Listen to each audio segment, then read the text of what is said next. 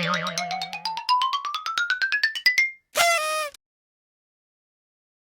हमारी वीडियो को लाइक करें और अपने दोस्तों के साथ शेयर करें।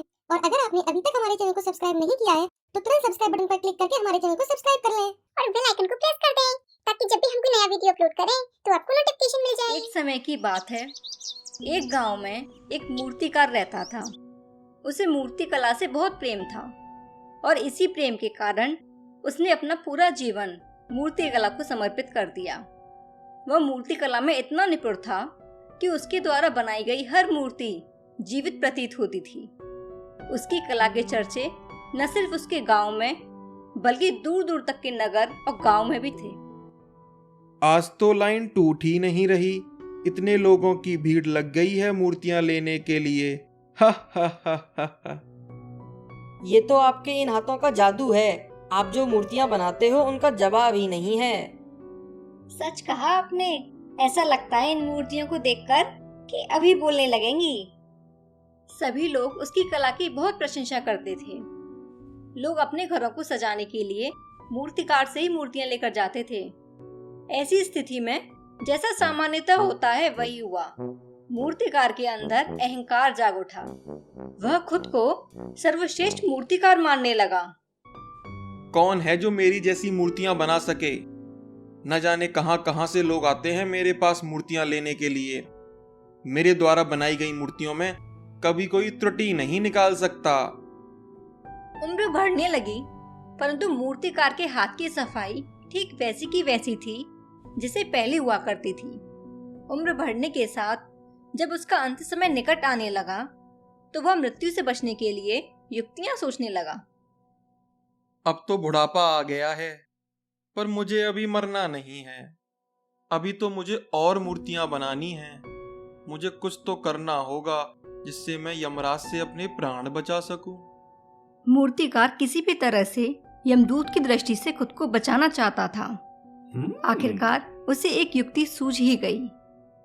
आज मैं अपनी कला का अलग ही प्रदर्शन करने वाला हूँ।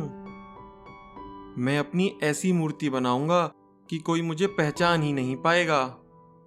मूर्तिकार ने अपनी कला का कुछ इस तरह प्रदर्शन किया कि उसने अपनी ही जैसी 10 मूर्तियां तैयार कर दी। वह सभी मूर्तियां एकदम मूर्तिकार के समान थीं। सभी मूर्तियां बिल्कुल जीवित लग रही थीं। मूर्तिकार और उसकी बनाई गई मूर्तियों में बिल्कुल भी अंतर नहीं था। अब देखता हूँ यमदूत मुझे कैसे पहचान पाते हैं। मेरे द्वारा बनाई गई सभी मूर्ति हूबहू मेरे जैसी हैं। मुझे तो स्वयं ये लग रहा है कि मेरे सामने शीशा लगा हुआ है और मैं खुद को उसमें देख रहा हूँ। हा हा हा हा हा। योजना के अनुसार मूर्तिकार उन मूर्तियों के बीच जाकर बैठ गया और थोड़ी देर बाद जब यमदूत आते हैं तो एक जैसी बहुत सारी मूर्तियां देखकर असमंजस में पड़ जाते हैं।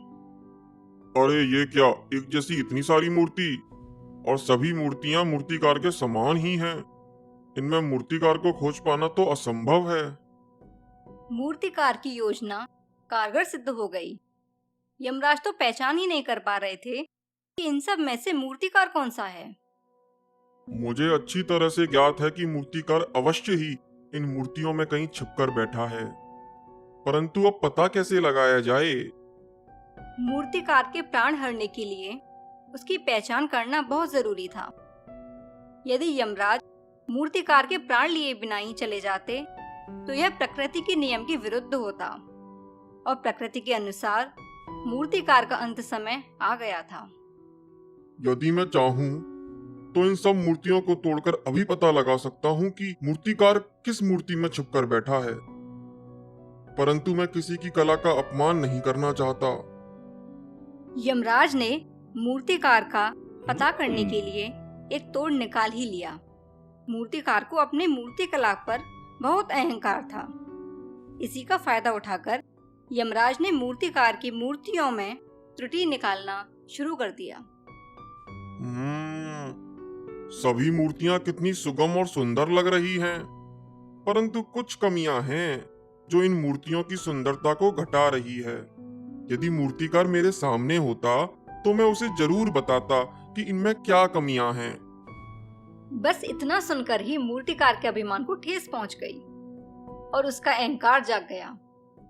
उसे अपनी कला में त्रुटि सुनकर रहा नहीं गया और अपने स्थान से खड़ा हो गया और बोला, असंभव, असंभव, यह हो ही नहीं सकता। मेरी कला में त्रुटि?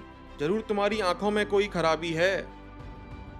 यमदूत की युक्ति काम कर गई और उसने मूर्तिकार को पकड़ ही लिया। हा हा हा हा हा। बेजान मूर्तियां बोला नहीं करती मूर्तिकार, परंतु तुम तो बोल पड़े और अपने स्थान से खड़े भी हो गए। यही तो तुम्हारी त्रुटि है कि अपने अहंकार पर तुम्हारा बस ही नहीं चला। तुम्हारा अहंकार तुम्हारे ही ऊपर हावी हो गया और देखो, तुम सामने आकर अपने अहंकार का प्रदर्शन करने लगे और पकड़े गए। और अंत में यमराज मूर्तिकार के प्राण हरकर यमलोक वापस चले गए। इस कहानी से हमें यह शिक्षा मिलती है कि अहंकार विनाश की पहली सीढ़ी होती है। इसीलिए अहंकार को खुद पर कभी हावी न होने दें।